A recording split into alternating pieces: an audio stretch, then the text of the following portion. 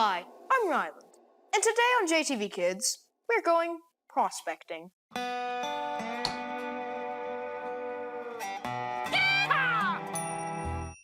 Okay, maybe not for real, but we are going to be taking a crack at identifying the stones that come in this awesome Sifting Excavation Kit. Now don't worry, if you don't have one, you can just ask your favorite grown-up of yours to get you one at jtv.com/kids. Please, Mother, please! Please get me the Sifting Excavation Kit! Now if you're wondering why this is called a Sifting Excavation Kit, that's because it comes with this. And this.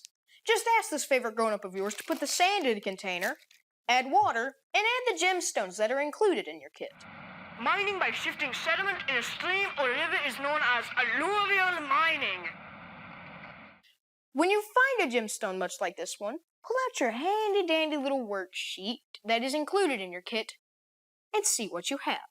For example, this one's green. And I look here on my worksheet, and there are 3 different stones that are also green. But this one has some sparkles of other colors in it. That's called iridescence. So I'm saying this is,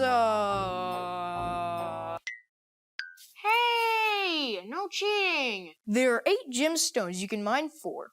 Just use the worksheet to help you figure out what each one is.